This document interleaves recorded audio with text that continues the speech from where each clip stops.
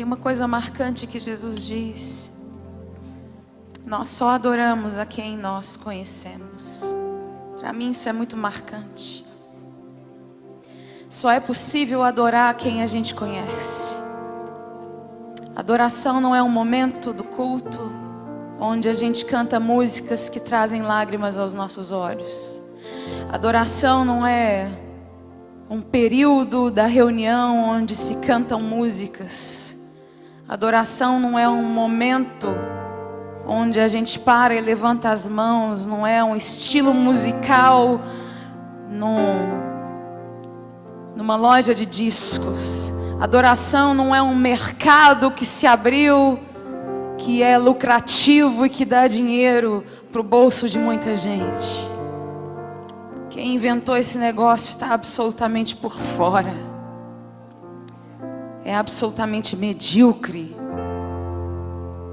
pensar que adoração e reduzir a adoração a uma música, a uma coisinha, um período. Adoração é além, vai muito além do que canções, do que palavras soltas. Adoração é aquilo que é uma atitude que a gente toma diante de uma revelação que a gente tem de quem é Jesus. Quando o Espírito de Deus nos revela a pessoa de Cristo Jesus, quando o Espírito Santo nos revela Jesus, quando Ele nos mostra essa pessoa, Cristo Jesus, quem Ele é, o que Ele pensa, não existe outra reação que a gente possa ter a não ser adorar, adorá-lo. E adoração significa rendição. É dizer: eu desisto. Eu desisto da minha própria vida por amor a Ele. Eu desisto dos meus sonhos por amor a Ele.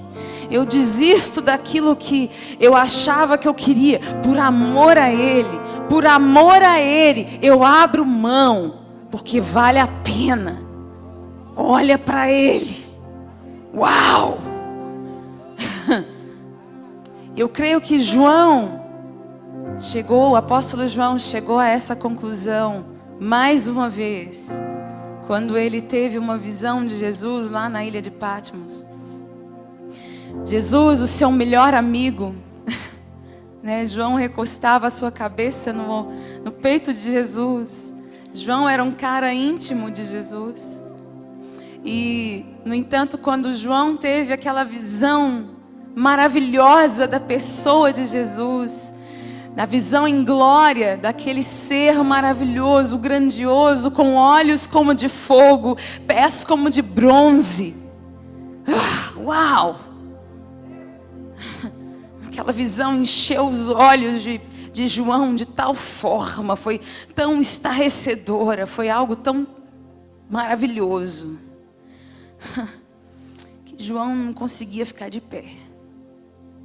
Ele perdeu as forças. A mesma coisa aconteceu com Isaías, quando teve uma visão do Senhor assentado sobre o trono.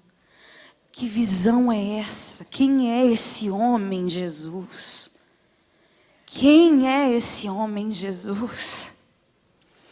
E João teve a visão de Jesus que foi tão tremenda, né? E o Senhor teve que falar para ele: não temas, João, não temas. Eu sou o Alfa e o Ômega. Eu sou o seu amigo Jesus. É a mesma pessoa que você recostava a cabeça sobre o peito. Mas eu também sou o Alfa e o Ômega, o princípio e o fim de todas as coisas. Eu também sou aquele que era, que é e que há de vir. Eu também sou aquele que tem as chaves da morte e do inferno nas suas mãos. Eu sou. Eu sou. Uau! João tem aquela visão maravilhosa de Jesus, revelação de quem é Jesus. Quando nós temos uma revelação de quem é Jesus, aí a gente adora, aí a gente se rende, aí a gente se dá, aí a gente se prostra. Aí a nossa vontade se rende diante da vontade de Deus. E eu creio que o que nos falta no Brasil, o que nos falta às vezes, é essa revelação profunda de quem é Jesus. Por que muitas vezes a gente não consegue adorar, não consegue se render? Por que às vezes a gente não consegue obedecer? Por que o nosso amor parece ser tão pequenininho? Por que o nosso amor parece ser tão volúvel? Por que o nosso amor às vezes parece ser tão como que limitado? A gente não consegue fazer um jejum, né? Às vezes é tão difícil fazer um jejum. Os nossos irmãos lá no Iraque, eu estava conversando, tenho conversado muito com o pastor Mário, que cuida, né, dos irmãos que tem uma obra social lá no Iraque, lá com os irmãos da Síria.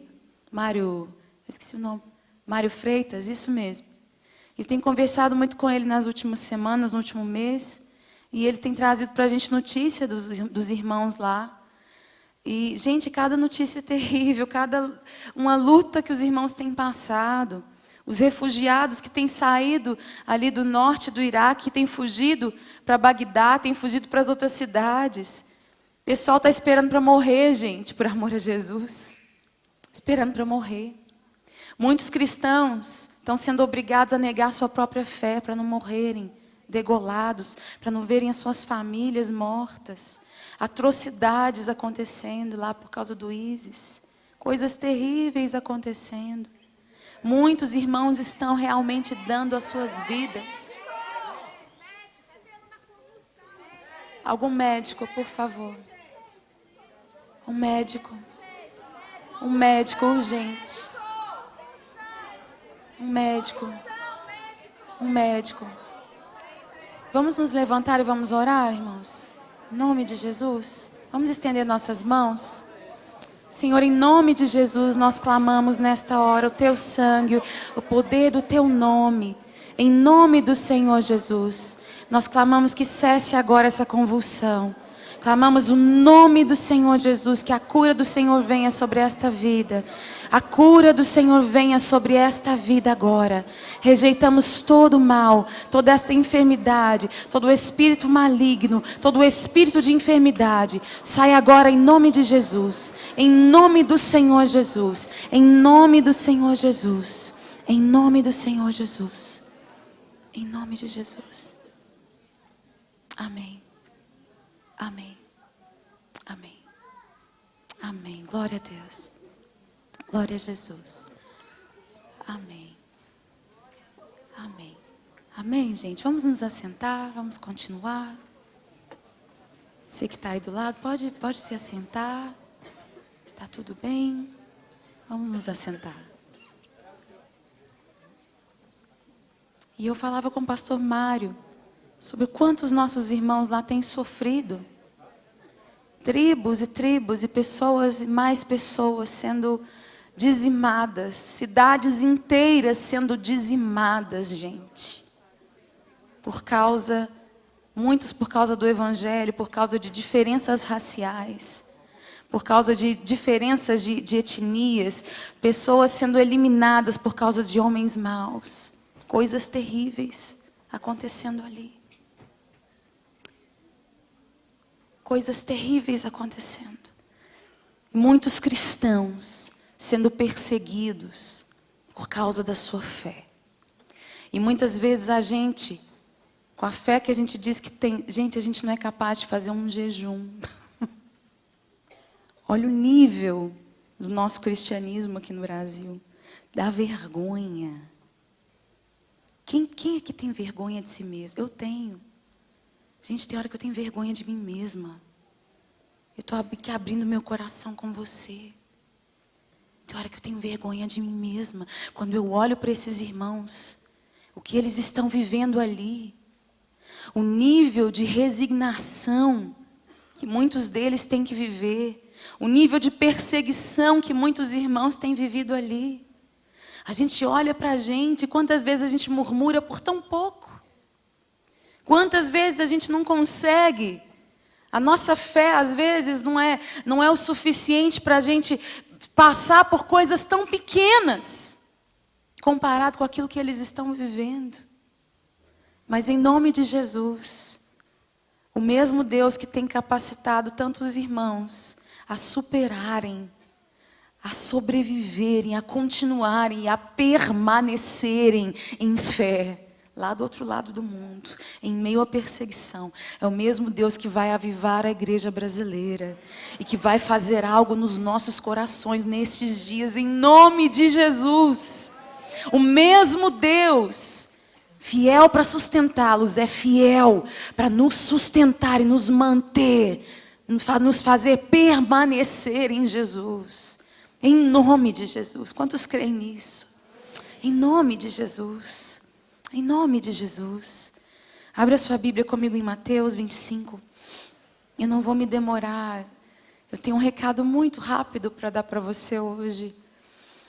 Muito prático, muito rápido. Esse texto você já conhece de cor e salteado. E eu só queria comentá-lo rapidamente com você. Mateus capítulo 25 diz assim, a partir do verso 1. Você pode ler com calma na sua casa. Eu recomendo que você leia o capítulo todo. E, aliás, a partir do capítulo 24.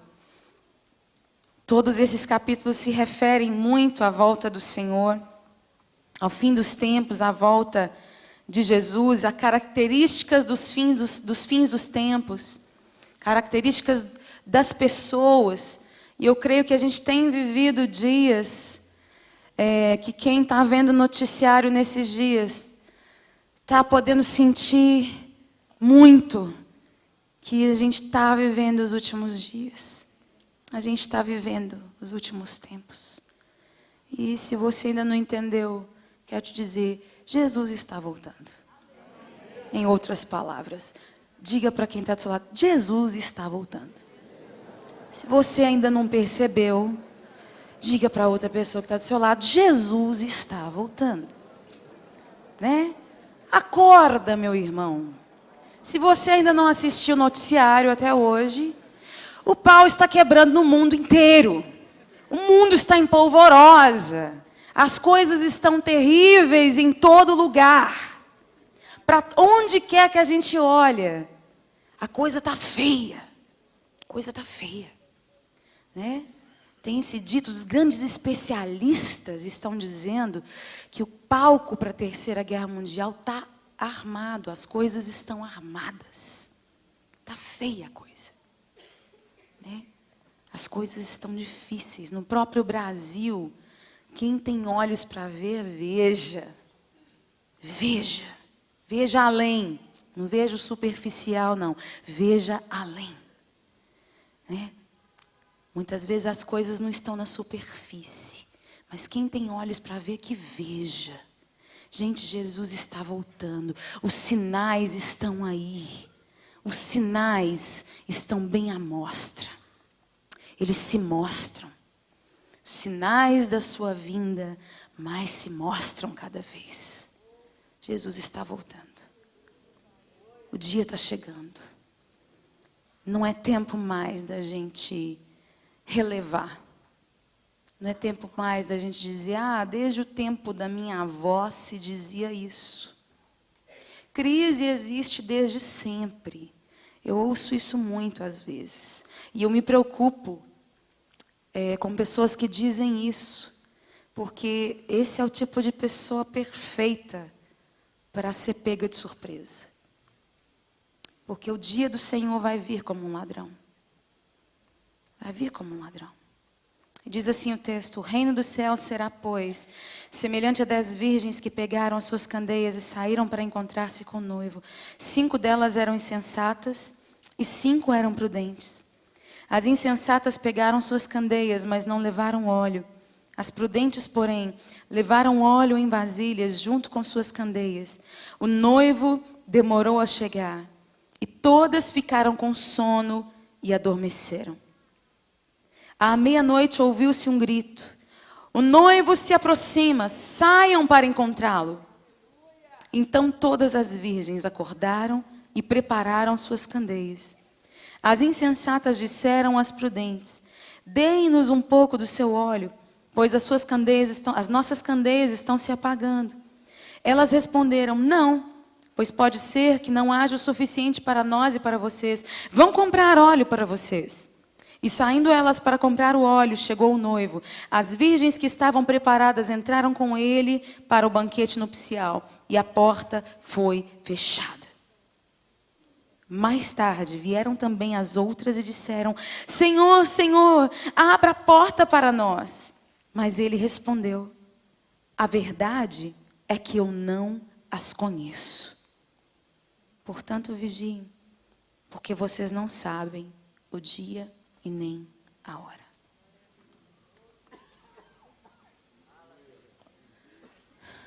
Desde pequena eu ouço essa parábola e essa parábola sempre me fez tremer, dos pés à cabeça. Eu fui criada na igreja evangélica desde pequena. A minha irmã está ali. E eu me lembro desde pequena, a mamãe sentava com a gente na cama, eu era menor. E a mamãe sentava e lia a Bíblia toda noite. E eu lembro da mamãe lendo isso daqui. E eu tremia, eu ia dormir tremendo de medo. E se Jesus voltar? E se Jesus voltar? E se eu ficar? Eu tinha medo de que Jesus voltasse e eu ficasse. O que ia acontecer? E eu sempre ouvi isso aqui desde pequenininha. E sempre tive no meu coração esse temor. Eu não posso ficar quando Jesus voltar. E eu me lembro de uma característica que existia antigamente na igreja. Uma característica muito interessante. É claro que tinha os seus extremos. Mas a igreja, na nossa época, eu tenho hoje 38 anos, eu me lembro que na minha época de criança, a igreja tinha uma característica muito grande, partia-se das lideranças isso. Existia uma tendência, e eu aprendi muito isso também com os meus pais, com a minha mãe, com meu pai. Existia muito temor do Senhor. E a palavra de Deus diz que o temor do Senhor é o princípio da sabedoria. Não tem como a gente conhecer a Deus se a gente não teme a Deus, né? Se a gente não tem respeito pela pessoa de Deus. Temor não é ter medo de Deus, não é questão de ter medo, mas é como que um respeito. É um respeito profundo pela pessoa de Deus. Um respeito profundo. É uma honra profunda pela pessoa de Deus. É entender que Deus é Deus. Ele é o Senhor. Entender que existe um lugar que é para Ele. E que eu não posso usurpar o lugar que é dele. Homem nenhum pode tomar o lugar que é dele.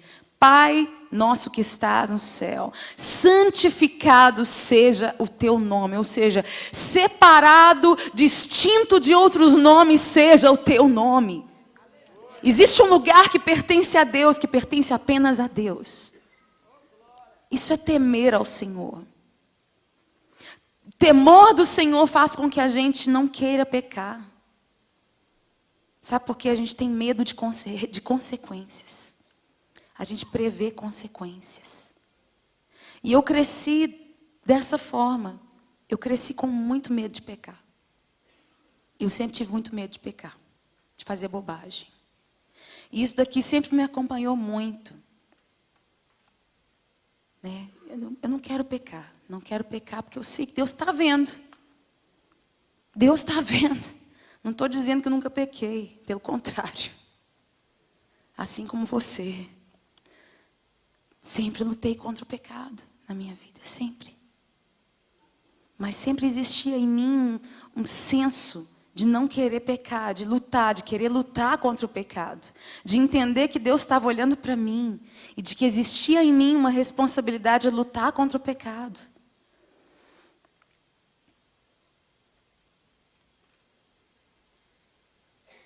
O temor do Senhor era algo muito forte. Naquela geração, naquele tempo, na igreja, era uma característica muito grande. essa questão do temor do Senhor naqueles dias. E isso me acompanhou desde muito pequena, acompanhou minha família também. E eu creio que a geração que veio, essa geração mais antiga da igreja, né, de 30 anos atrás, veio regada com essa injeção desse temor de Deus, de entender quem Deus é, de respeito pela pessoa de Deus. Deus não é qualquer pessoa e não pode ser tratado como qualquer pessoa. Ele é Deus. Ele precisa ser reverenciado como Deus. Ele é totalmente acessível. Ele é Pai amoroso, mas Ele é Deus. Aleluia.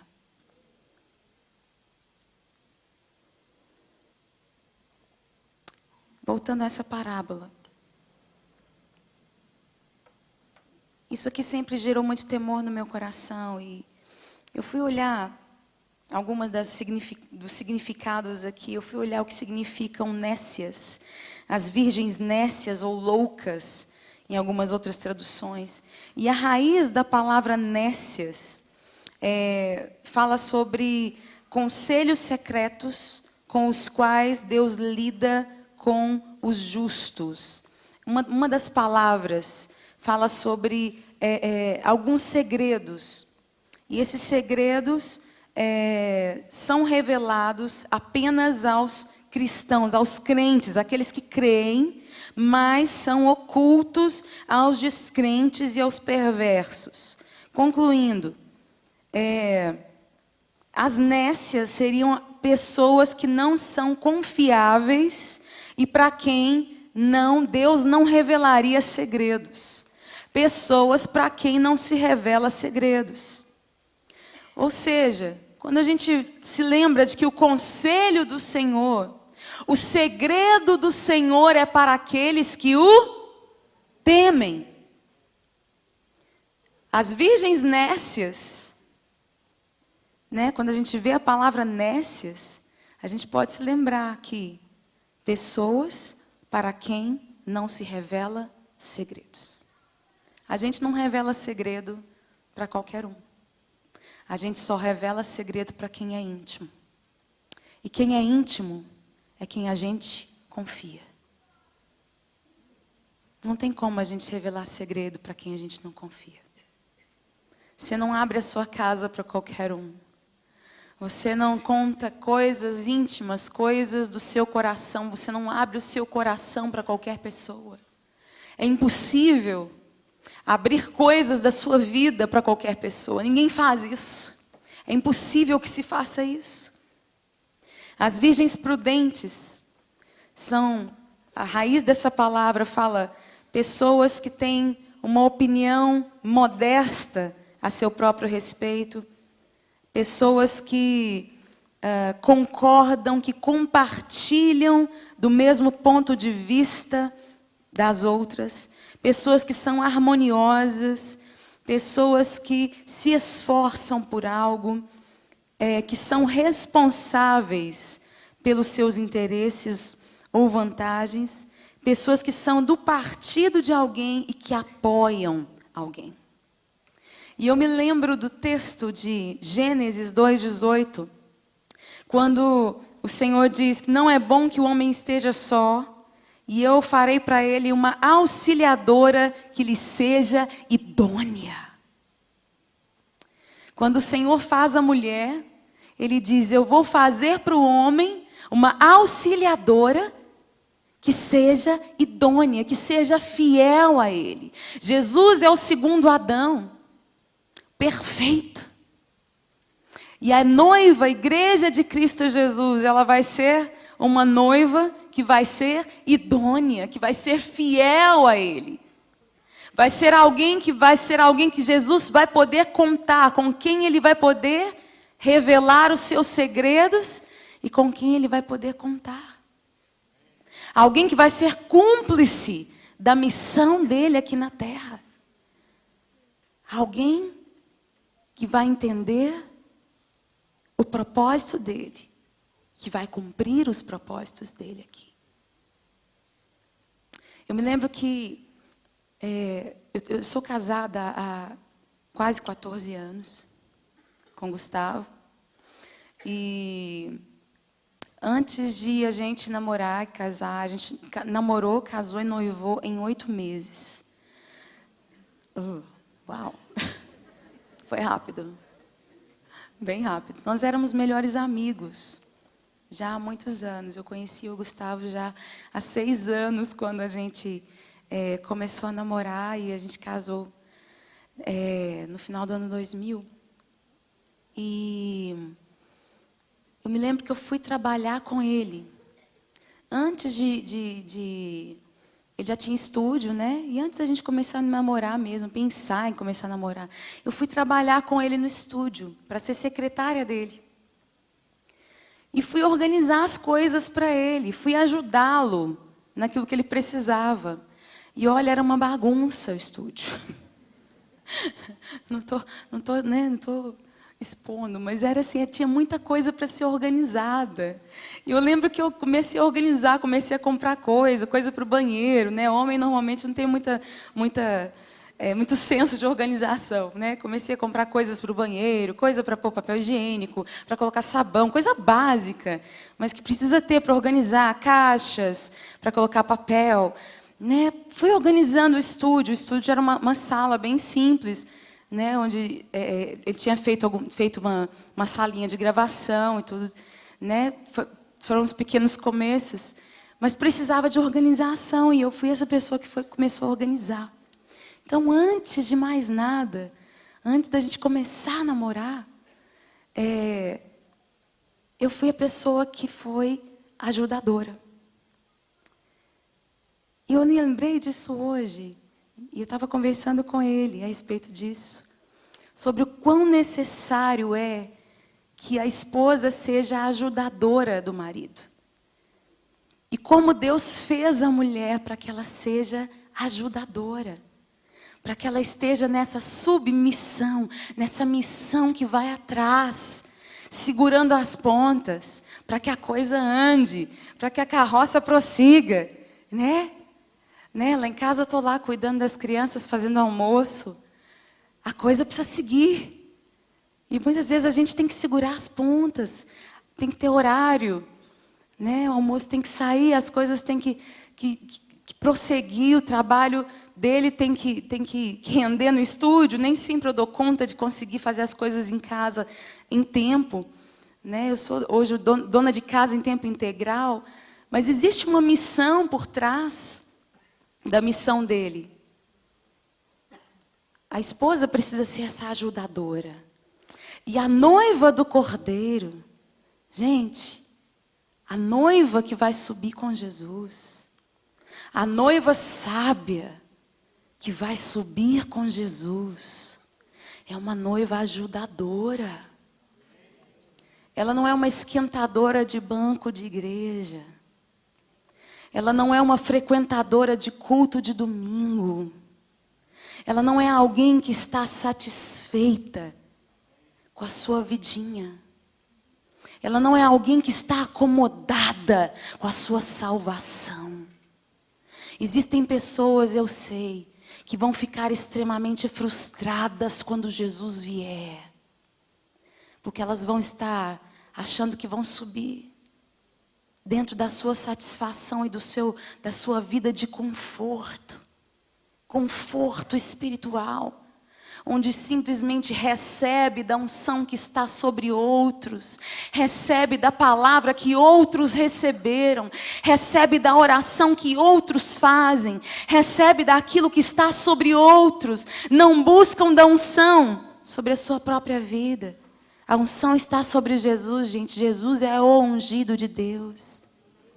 Quando nós, corpo de Cristo, nós ligados ao cabeça Jesus, ligados uns aos outros, quando nós estamos, cada um na sua função, ligados a Jesus, quando nós o buscamos, esta unção vem sobre nós, sobre cada um de nós. Cada um de nós é um portador da unção de Cristo Jesus. A unção do cabeça que é Jesus. Sim, nós oramos uns pelos outros. Sim, nós precisamos uns dos outros. Mas existe uma responsabilidade aqui, que é pessoal.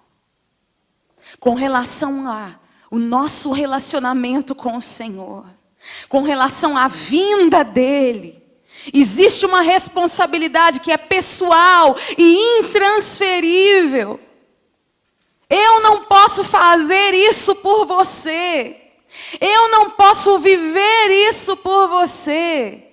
Porque o que Deus tem para você, Ele tem para você no secreto. Na medida em que você se relaciona com Ele no secreto.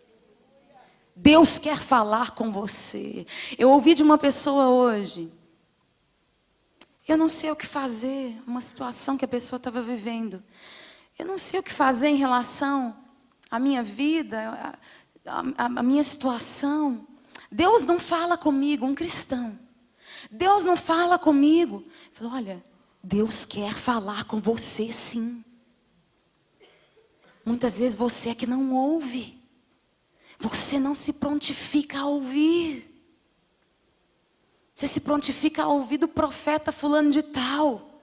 Você se prontifica a procurar um guru que vai falar, mas não se prontifica a buscar ao Senhor de todo o seu coração. Porque se você buscar, você vai ouvir dEle. Se você se colocar na brecha, se você começar a orar e jejuar, se você começar a se colocar como filho e não como bastardo, você vai começar a ouvir dEle. Ele vai começar a falar com você. Jesus disse algo tão lindo.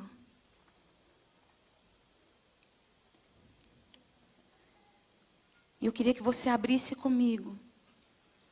João, capítulo 16. Fique de pé no seu lugar. João, capítulo 16. Como diz o Luciano, subirá para parecer que está terminando. Fica de pé. Vem mais meia hora, mas fica de pé.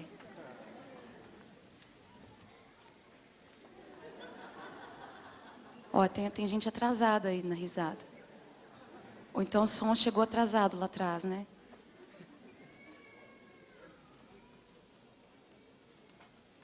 Como é que é? Tem gente... Como é que é? Diz que o rapaz que teve problema já está bem, graças a Deus. Glória a Jesus. João 16, 14 e 15. Uma coisa que me fascina sobre Jesus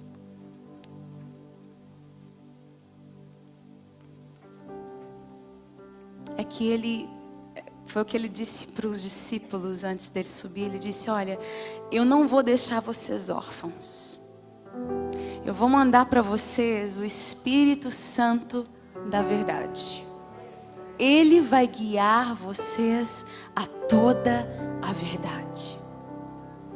E uma afirmação que Jesus fala sobre si mesmo é: eu sou o caminho, a verdade e a vida.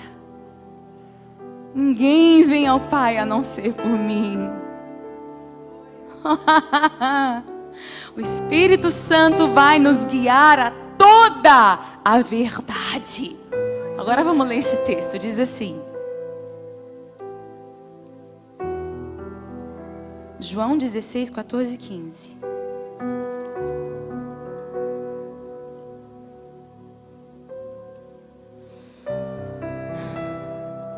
Ele, o Espírito Santo, me glorificará, porque receberá do que é meu e o tornará conhecido a vocês. Tudo o que pertence ao Pai é meu. Por isso eu disse que o Espírito receberá do que é meu e tornará conhecido a vocês. O Espírito nos guiará a toda a verdade, a plenitude de Cristo Jesus. Ele vai nos guiar a conhecer Jesus em sua plenitude, a conhecer Jesus por completo. Os discípulos perguntaram: Senhor, mostra-nos o Pai. Nos mostra o Pai, queremos conhecer o Pai. Jesus disse: olha, creiam que eu estou no Pai, o Pai está em mim. Quer conhecer o Pai? O Espírito Santo vai te mostrar Jesus, vai te revelar Jesus. E em Jesus nós vamos conhecer o Pai. Jesus é a imagem de Deus Pai. Jesus é a manifestação exata do caráter de Deus.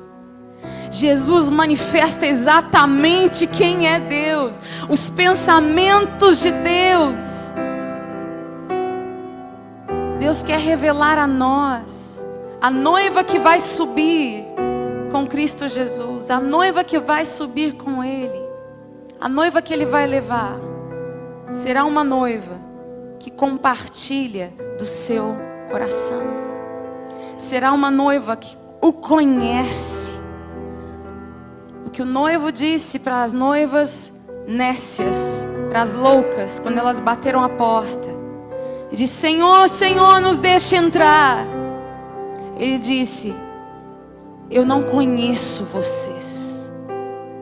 Eu não conheço vocês. Jesus quer conhecer. Ele nos conhece. Ele quer ser conhecido de cada um de nós. Ele quer se relacionar com cada um de nós. Se relacionar. Ele quer manifestar do coração dele a cada um de nós. Quantas vezes você conversa com o Espírito Santo todos os dias? Você é templo do Espírito Santo. Seu corpo é a habitação do Espírito Santo. O Espírito Santo de Deus não habita em templos feitos por mãos de homens, prédios, tijolos. Ele habita em mim e em você. Gente, Ele escolheu gente para habitar. Eu e você. Eu e você. Quantas vezes e quanto tempo por dia, todos os dias, você passa conversando com o Espírito Santo? Quantas vezes você pede orientação ao Espírito Santo de Deus antes de tomar uma decisão? Não estou falando aqui de coisas complexas não, gente. Estou falando de coisas pequenas e simples. Eu acho que eu nunca tive um intensivo tão grande em relação a isso quanto agora que eu estou integralmente em casa cuidando das minhas bebês. Porque nas mínimas coisinhas o Espírito Santo tem me ensinado. Nas mínimas coisas, coisas pequenas. Eu sou mãe de primeira viagem. Imagina, não sei nada. Comecei não sabendo absolutamente nada. Um monte de dúvidas. Muitas coisas que eu não sabia.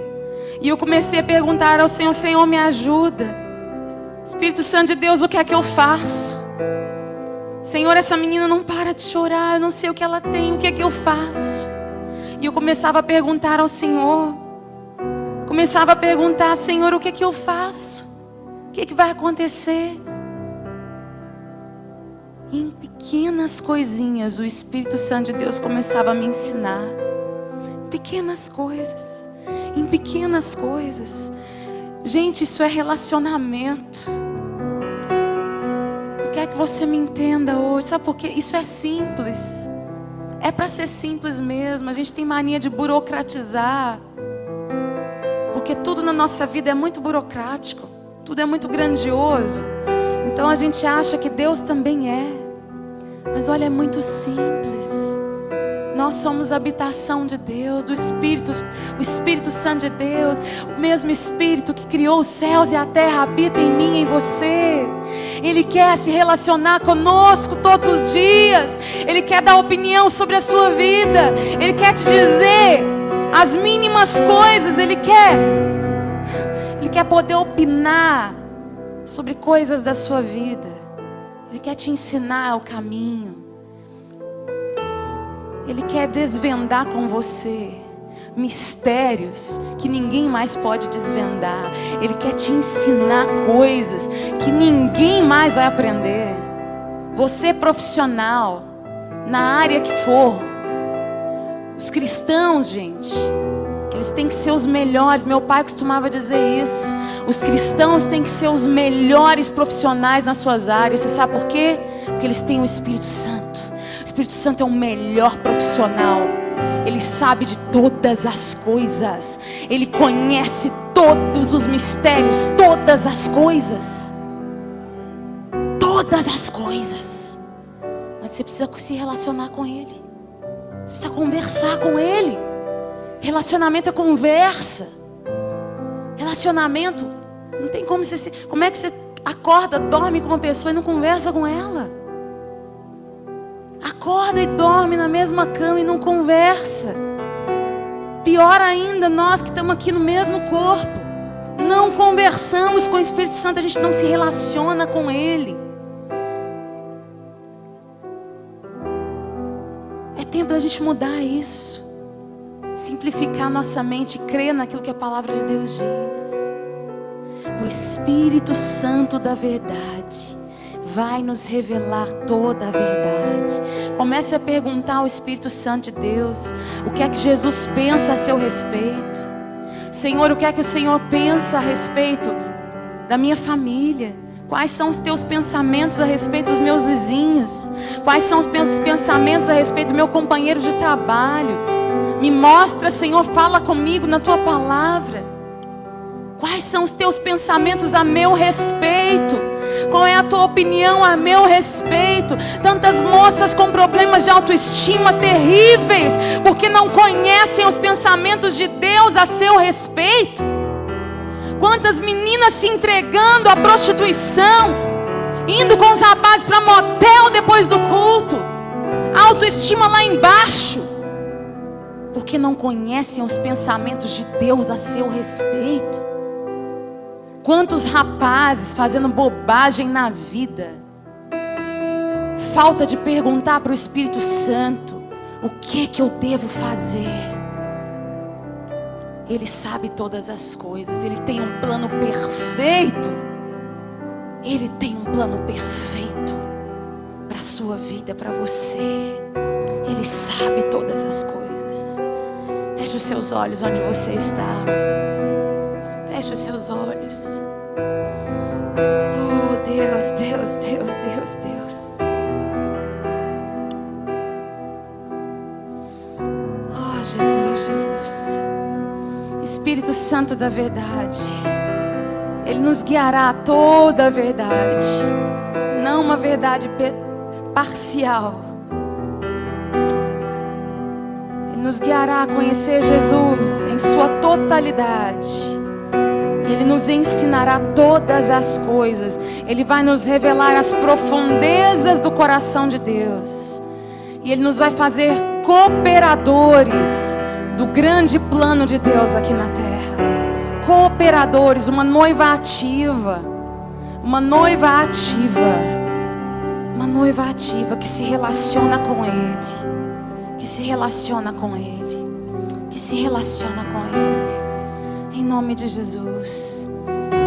Talvez você esteja vivendo uma vida de mornidão, uma vida de tão estacionada nesse aspecto. Se você hoje deseja dar um passo em relação a isso, dar um passo em relação a esse seu relacionamento com Deus, ao Espírito Santo. Se você precisa de oração nesse aspecto, sai do seu lugar e vem aqui à frente. Mesmo você na galeria, sai do seu lugar e vem. Em nome de Jesus, você que precisa de mudança nesse aspecto, sair da inércia, essa inércia espiritual que te impede de prosseguir, te impede de se relacionar com o Espírito de Deus. Sai do seu lugar e venha. Sai do seu lugar e venha. Em nome de Jesus.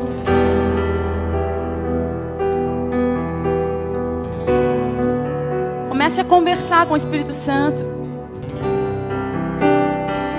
Comece a conversar com Ele. Comece a falar com Ele. Ele está aqui, Ele está aqui, Ele está aqui. E Ele te ouve nessa noite. Ele te ouve nessa noite. Fale com Ele, fale com Ele. Fale com Ele.